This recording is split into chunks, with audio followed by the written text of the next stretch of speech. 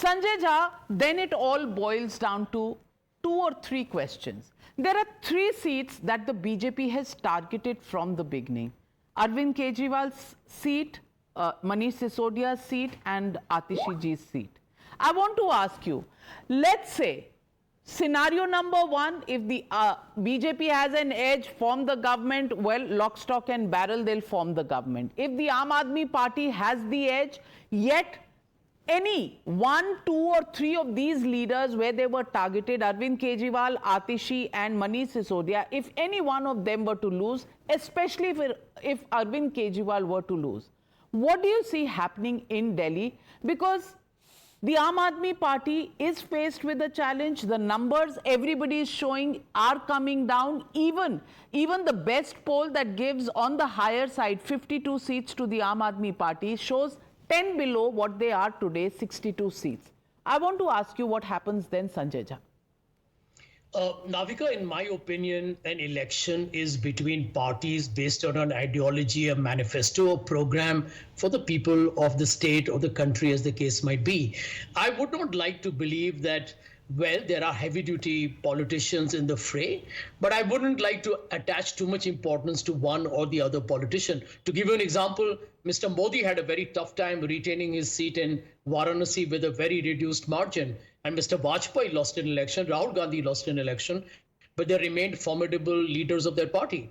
But to cut to the chase, I think if you look at the exit polls as they are, I'm not going to denounce any of them, one thing appears very clear, that at the moment it will be rather foolhardy to create an average and to assume that the direction favors the BJP.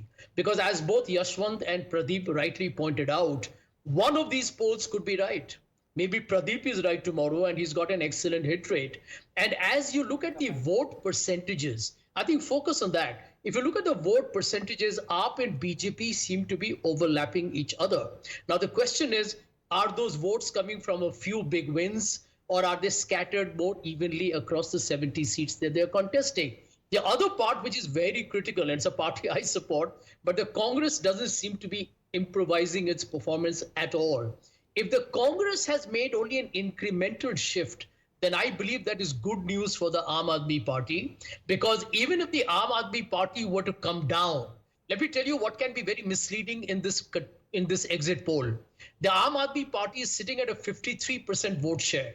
So if you were to find a depletion of that vote share to even, let's say, by 5%, it will look on a sample as a much bigger number than the 5%, because 5% is still significant.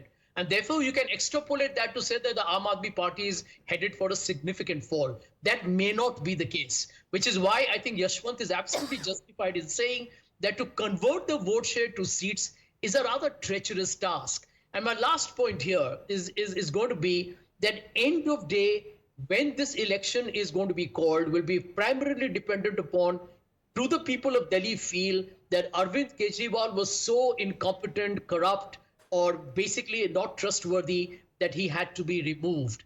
The BJP has always had a 32%, 34% vote share, but it's never formed a government in the state for a reason that it's never been seen by the people of Delhi to represent its overall interest. So I think we'll have to wait and see. Well, they haven't made a government for 27 years, but they've had Madan Lal Khurana, they have Sahab Singh Verma in the past. Point. You see, how do you defeat Modi?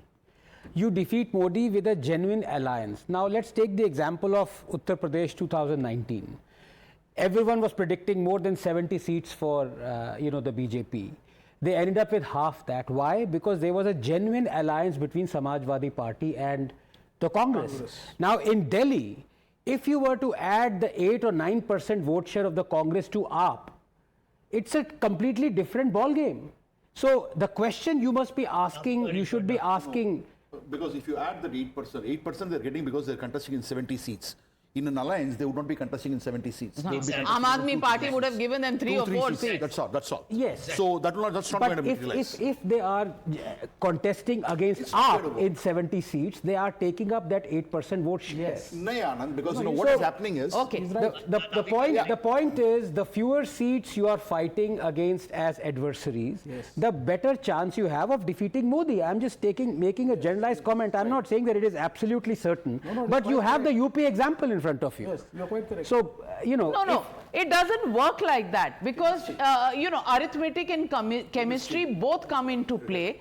At the moment, the premise is that if the Congress and the Aam Aadmi Party have fought separately, the Congress would have eaten into the vote base of the Aam Aadmi Party. But given that, let me ask you,